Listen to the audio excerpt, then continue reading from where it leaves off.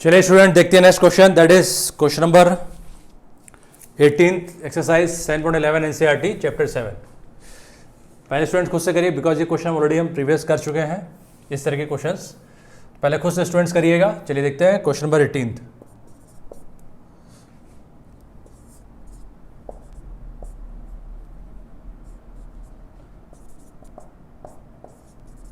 Zero से 4x-1 का mod dx। ठीक है, ये इंटीग्रेशन इस तरह के क्वेश्चंस हम सिमिलर कर चुके हैं प्रीवियस। ठीक है, पहले खुद से स्टूडेंट आप करिए, उसके बाद इसको चेक करिएगा। ठीक है, और ऑब्वियस सी बात है, मैंने आपसे पहले भी कहा था कि ये मॉड फंक्शन इसलिए इंटरवल में इंटीग्रेट नहीं होगा बिकॉज जो मेरा मॉड फंक्शन होता है वो पीस वाइज फंक्शन होता है, डिफरेंट इंटरवल्स के लिए डिफाइंड डिफरेंटली होता है।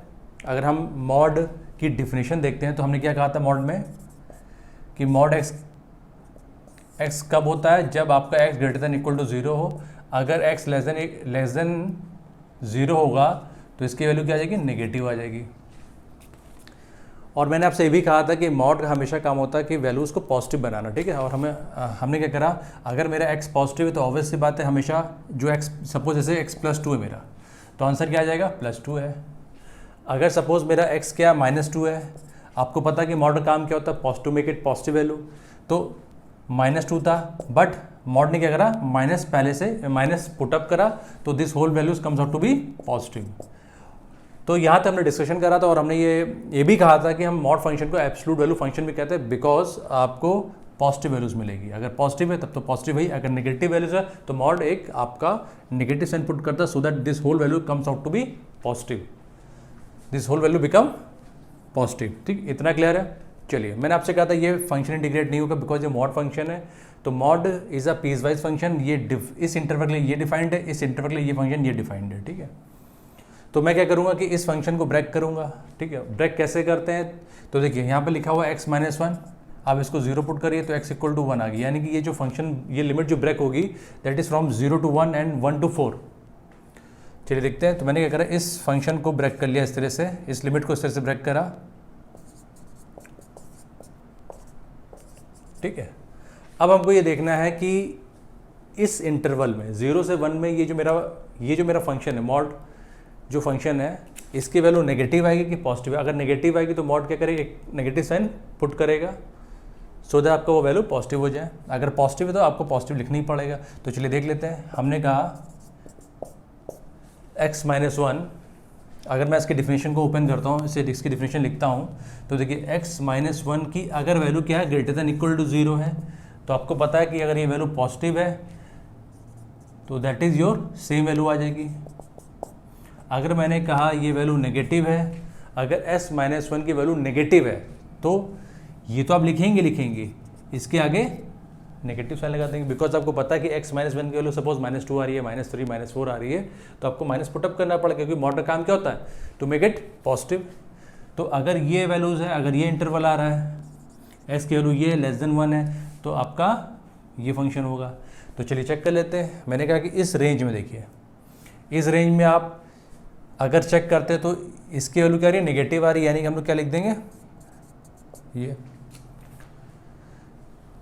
x की जब वैल्यू <1 है तो आपका फंक्शन क्या आ रहा है, -x-1 आ रहा है। आप चाहे खुद भी चेक कर सकते हैं। अगर आपने सपोज यहाँ पुट करा आपने पुट करा यहाँ पर सपोज हाफ पुट करा, तो हाफ -1 दैट इज़ -हाफ, और -हाफ ये बिकम पॉजिटिव। ठीक है, तो यानी कि इस रेंज में या इस इंटरवल में जो मेरा फंक्शन है वो नेगेटिव फंक्शन है। जो वैल्यूज़ आ रही हैं इस x-1 की वो नेगेटिव आ रही है, इसलिए हमने नेगेटिव पुट करा। इस रेंज में देखते हैं मेरा मॉड क्या है, पॉजिटिव है, तो मैंने पॉजिटिव लिख दिया। तो इस तरह से मैंने इस फंक्शन को इस तरह से ब्रेक करा। तो अभी इसलिए हम बोलते हैं पीस वाइज फंक्शन, यानी कि इस इंटरवल के लिए ये फंक्शन डिफाइंड था, इस इंटरवल के लिए ये फंक्शन डिफाइंड था। ठीक है, इतना क्लियर है। चलिए हम आगे बढ़ते हैं। अगर मैं इसको ग्राफ से भी देखता हूँ तो देखिए, ग्राफ से भी अगर देखता हूँ मैं, तो ये ग्राफ मेरा देखिए ऐसे बनेगा, क्योंकि आपको पता है कि यहाँ पर मेरा शिफ्टिंग हो रहा है, ऑरिजिन पहले यहाँ था, अब शिफ्टिंग यहाँ हो गया, तो ये 1,0 हो गया। ठीक है, अब ये जो रिप्रेजेंट करता है ये ऑब्ट्यूज एंगल है, तो ये स्लोप नेगेटिव होता है, इसलिए यहाँ पर आपको ये देखिए ये आ जाएगा, और ये मेरा पॉजिटिव होता तो ये x-1 आ गया। ठीक है, तो इस तरह से हमने ग्राफ से भी आप समझ सकते हो, और आप इस तरह से भी इसको ब्रेक कर सकते हो। अच्छा, अगर और भी ड्रॉ करना चाहे तो आपका ये रेंज कहाँ से स्टार्ट हो रहा था, 0 से स्टार्ट हो रहा था। ठीक है, तो आप इसको 0 से कर लीजिएगा यहाँ, और ये कहाँ तक जा रहा था, 4 तक जा रहा था, आप इसे 4 कर दीजिएगा। ठीक है। आपको यही एरिया कैलकुलेट करना है। इंटीग्रेशन काम क्या होता है, आपको एरिया बताता है कि एरिया अंडर द कर्व ये है मेरा, ठीक। तो इस क्वेश्चन को अगर आप इंटीग्रेशन से नहीं करना तो आप इसको सिंपली आप इसका एरिया कैलकुलेट कर सकते हैं, अदरवाइज तो मेरे पास मेथड फिर है, ठीक है। और हमें ये इस तरह से हमने सॉल्व कर, अच्छा हमने ये जो डिफरेंट इंटीग्रल हम सॉल्व कर रहे थे यूजिंग प्रॉपर्टीज कर रहे थे, तो देखिए ये प्रॉपर्टी हमने कौन सी यूज़ करी, देखिए हमने प्रॉपर्टी ये यूज़ करी है। सपोज ए से बी था हमारा function F X D x था, ठीक है। मैंने इस लिमिट को ब्रेक कर लिया इस तरह से, ए से सी पे हमने फंक्शन एफ एक्स लिख दिया डी एक्स प्लस सी से B F X D X, ये लाइक दिस, ठीक है। तो इस क्वेश्चन को मैं इस तरह से करूंगा। मैंने यहाँ प्रॉपर्टी यूज़ कौन सी करी, प्रॉपर्टी मैंने यूज़ करी P2 यूज़ करी, प्रॉपर्टी हमने कौन सी यूज़ करी, P2 यूज़ करी। आपने इसको इस तरह से ब्रेक करा, आप खुद भी यहाँ चेक कर सकते हो कि मेरा ये फंक्शन नेगेटिव है, यहाँ पॉजिटिव है, तो आप इसको कर सकते हैं, ठीक है। चलिए हम आगे बढ़ते हैं, चलिए देखते हैं। तो मेरा आ रहा था 0 से 1 पे आ रहा था माइनस, ये आ रहा था, और 1 से 4 क्या आ रहा था, पॉजिटिव आ रहा था, ठीक है ना। चलिए सॉल्व कर लेते हैं, माइनस बाहर ले लेते हैं, इसका क्या रहेंगे, तो एक्स स्क्वायर बाई 2 आ रहा है माइनस एक्स आ रहा है, लिमिट पुट कर देते हैं 0 से 1, ठीक है, माइनस सॉरी ये प्लस है, x square by 2 minus x, limit put कर देते हैं 1 से 4 लाइक दिस, ठीक है। सॉल्व करिए खुद से। तो देखिए ये माइनस बाहर है तो ये आ गया 1/2 आ गया, ठीक है। ये आ गया आपका 16/2 माइनस 4 माइनस 1/2 माइनस 1, तो ये आ गया माइनस हाफ आ गया, ये आ गया 4, 8 माइनस 4 यानी कि आपका 4 आ गया, ठीक है। और ये क्या हो गया माइनस हाफ यानी प्लस हाफ आ गया, ये कैंसिल हो गया। चेक कर लिए मिस्टेक तो नहीं हो रही कहीं, -1, अच्छा 1/2 -1 दैट इज़ ये, यहाँ पर माइनस हाफ आया था और हाफ ऑफ ये प्लस हो जाएगा, ठीक है। तो ये आपका आ गया आंसर 5। एक बार चेक कर लीजिएगा, देखिए यहाँ पर लिमिट 1/2 -1, ये माइनस हाफ और माइनस क्या प्लस हो गया, आंसर क्या 5 आया, दिस इज योर आंसर। तो इस क्वेश्चन को अगर आप सिस्टमैटिक वे में करेंगे, बस आपको ये ध्यान रखना कि मॉड हमारा इस तरह से डिफाइंड नहीं होगा, ठीक है, because mod is a piecewise function. तो आपको इस लिमिट को ब्रेक करना पड़ेगा और ये पता करना पड़ेगा कि इस रेंज में ये फंक्शन नेगेटिव है और इस रेंज में ये फंक्शन पॉजिटिव है। बिकॉज मॉड की हमने डिफिनेशन ऑलरेडी डिफाइन कर चुकी थी, उसका हमने डिफिनेशन पूरा डिस्कस कर रखा था प्रॉपरली। इस तरह से हम इसको फॉलो करेंगे, आपका आंसर आ जाएगा, ठीक है। बट हाँ, थोड़ा मॉड में आपको ध्यान रखना है। और हमने इस क्वेश्चन को सॉल्व करा यूजिंग प्रॉपर्टी P2, ठीक है, क्योंकि हम जो डिस्कशन कर रहे हैं डिफरेंट इंटीग्रल्स का, हम लोग सॉल्व कर रहे हैं बाय यूजिंग प्रॉपर्टीज, ठीक है। इतना कॉपी करिए। चलिए हम नेक्स्ट क्वेश्चन देखते हैं, पॉज करके रन करिए। Now move to next question. चलिए हम नेक्स्ट क्वेश्चन देखते हैं, that is your question number 19।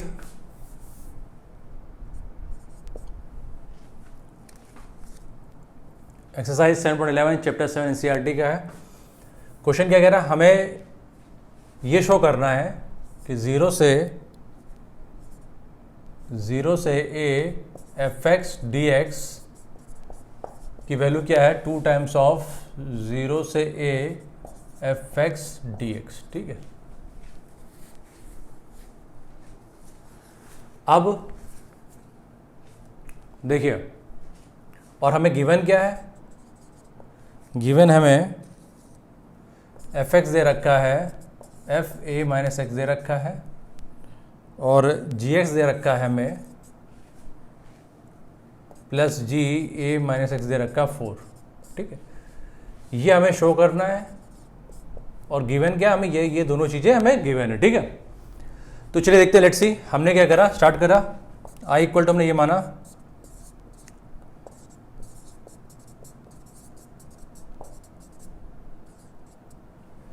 अच्छा, आप गौर से देखिए यहाँ पर हमारा a - x दैट मीन्स कि यहाँ पर कहीं प्रॉपर्टी 4 अप्लाई हो रही है, ठीक है। तो मैंने यहाँ पर क्या अप्लाई करी, property P4, I have applied property P4 here. तो देखिए लेट्स सी, तो i इक्वल टू 0 से a f(a - x) g(a - x) dx, ठीक है। इतना क्लियर है। थोड़ा सा आपको यहाँ पर देखना पड़ेगा कि देखिए यहाँ a - x आ रहा, तो हमने पढ़ रखा कि प्रॉपर्टी 4 में क्या आता था कि जब इस तरह से हमारा होता था, सपोज 0 से a होता था f(x) dx होता था, तो क्या हो जाता था 0 से a f, ये क्या हो जाता था a माइनस एक्स। तो थोड़ा सा आपको यहाँ पर सोचना पड़ेगा कि किस तरह से हमें अप्रोच करना है। चलिए देखते हैं 0 से a। अच्छा ये क्या हो जाएगा, देखिए एफ एक्स गिवन है तो हमने यहाँ एफ एक्स लिख दिया। अच्छा अब गौर से देखिए इसकी वैल्यू क्या आ रही है, इसकी वैल्यू देखिए क्या आ रही है, तो इसकी वैल्यू अगर हम देखें यहाँ से तो हमारा आ रहा है जी ए माइनस एक्स की वैल्यू आ रही है 4 माइनस जी एक्स आ रही है। आपने पुट कर दिया 4 माइनस जी एक्स डी एक्स, ठीक है, लाइक दिस।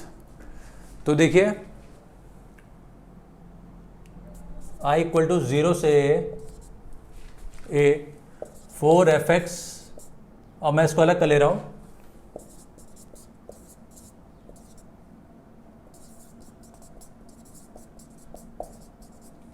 ये देखिए एफ एक्स को से मल्टीप्लाई करा तो ये आया, फिर मैंने इसको सेपरेट कर लिया 0 से minus F X D X G X आ गया, ठीक है, F X G X D X. चलिए मैं रब कर रहा हूँ, आगे देखते हैं। अब तो क्वेश्चन क्लियर ही हो गया होगा आपको, अब तो आंसर देखिए सामने सामने लिखा ही हुआ आंसर। तो देखिए हमारे पास क्या आया, अच्छा ये क्या है मेरा, ये मेरा क्या था, हम आई लेके चले थे से, तो ये मेरा ये आई हो गया पूरा, तो मैंने इसको जब इधर ट्रांसफर करा तो ये क्या बन गया 2i बन गया, दैट इज योर 0 से a 4 F X D x, ठीक है। अब ये 2 2 कैंसिल हो जाएगा तो i equal to 2 times of 0 से a F X D X आ गया। देखिए ये आपका प्रूव्ड हो गया, हैंस प्रूव्ड, ठीक है। हमें प्रूफ क्या करना था कि इसकी वैल्यू इसके बराबर आ रही है, इसके वैल्यू देखिए प्रूफ हो गया। अच्छा आपने आई किसे सेलेक्ट करा था, आपने आई सेलेक्ट करा था 0 से a F X G X D X को आपने आई माना था, तो उसकी वैल्यू क्या आ गई, ये वैल्यू आ गई, ठीक है। सिंपल था, हल्का सा बस आपको वैल्यूज पुट करनी थी, प्रॉपर्ली आपका आंसर आ गया। प्रॉपर्टी P4 हमने यूज़ करी और आपका ये आंसर आ गया, ठीक है। इसमें कहीं डाउट होता प्लीज़ कमेंट में। चलिए हम आगे देखते हैं next question. Now move to next question.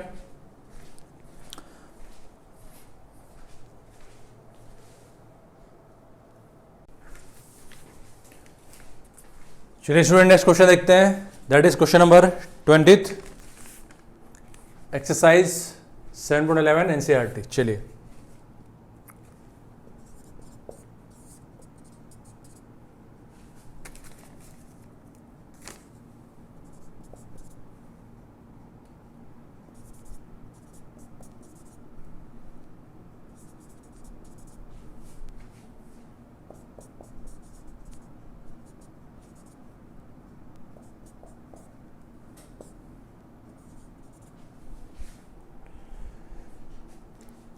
अब इस क्वेश्चन को ध्यान से देखिए, ठीक है ना। हमें इस क्वेश्चन को सॉल्व करना है, इस डिफरेंट इंटीग्रल को सॉल्व करना है यूजिंग प्रॉपर्टी। अगर आप प्रॉपर्टी इसमें ना यूज़ करते तो ये आपका क्वेश्चन काफ़ी लेंथी हो जाता है, बट बाय यूजिंग प्रॉपर्टी आपका क्वेश्चन काफ़ी सिंप्लीफाई भी हो रहा है और बहुत कम समय पे ये क्वेश्चन आपका हो जाएगा। चलिए देखिए मैंने क्या करा, इसको हाईलाइट कर लिया। अब आप इसको इस तरह से सेपरेट कर लीजिए like this।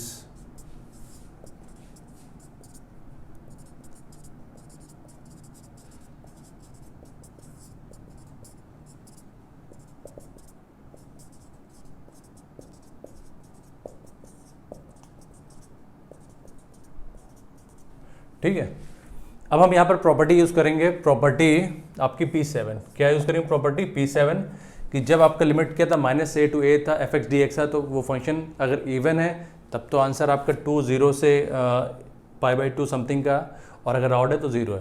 तो चलिए एक बार रिकॉल कर लेते हैं उस प्रॉपर्टी को। प्रॉपर्टी P7 देख लेते हैं, -a to a F X D X equal to 2 से 0 से a F X D x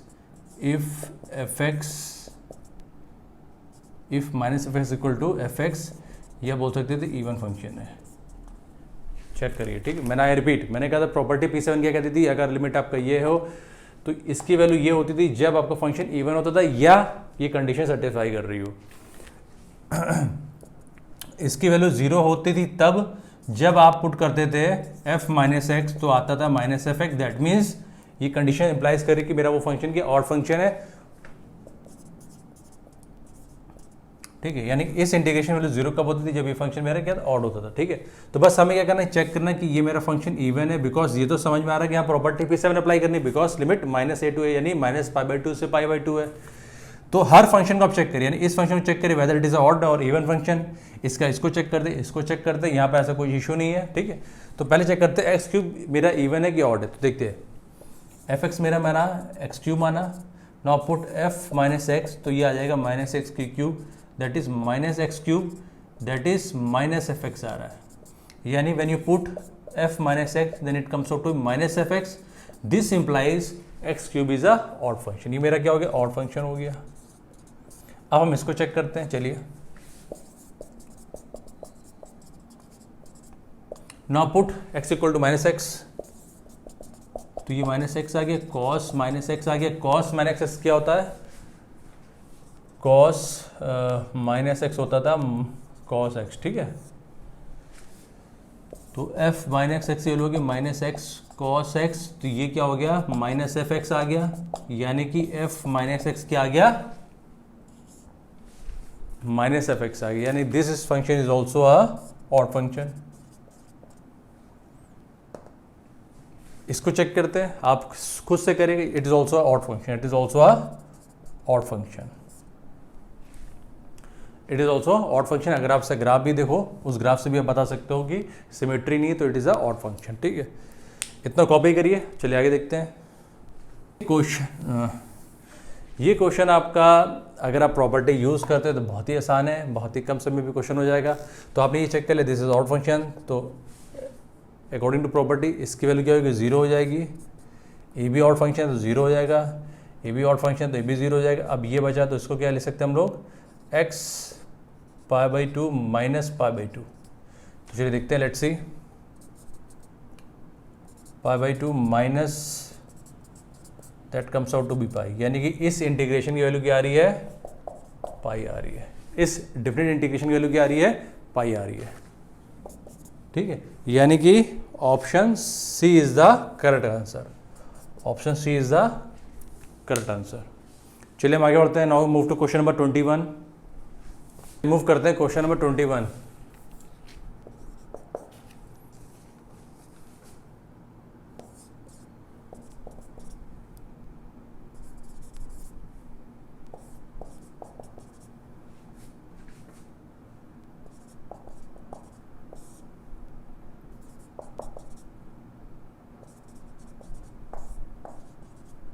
इसको हमने हाईलाइट कर लिया। अगेन आप इस क्वेश्चन को पहले खुद से करिए, और मैं बार बार रिपीट करूँगा, बार बार ये कह रहा था मैं कि इंटीग्रेशन को आपको बहुत प्रैक्टिस करनी पड़ेगी, बिकॉज अगर ये क्वेश्चन एग्जाम से आएंगे और आपने गो थ्रू नहीं करा होगा पहले से, तो it is quite difficult for you to solve it at that time. ठीक है ना, सो इट्स बेटर कि आप जितना प्रैक्टिस कर सकते हो, चाहे डेफिनेट इंटीग्रल चाहे इनडेफिनेट हो, प्रैक्टिस करिए। ठीक है, तो नो अप्लाइंग प्रॉपर्टी P4। तो P4 देखिए क्या होता है, आपको ऑलरेडी पता है, ये रट चुके हैं आप।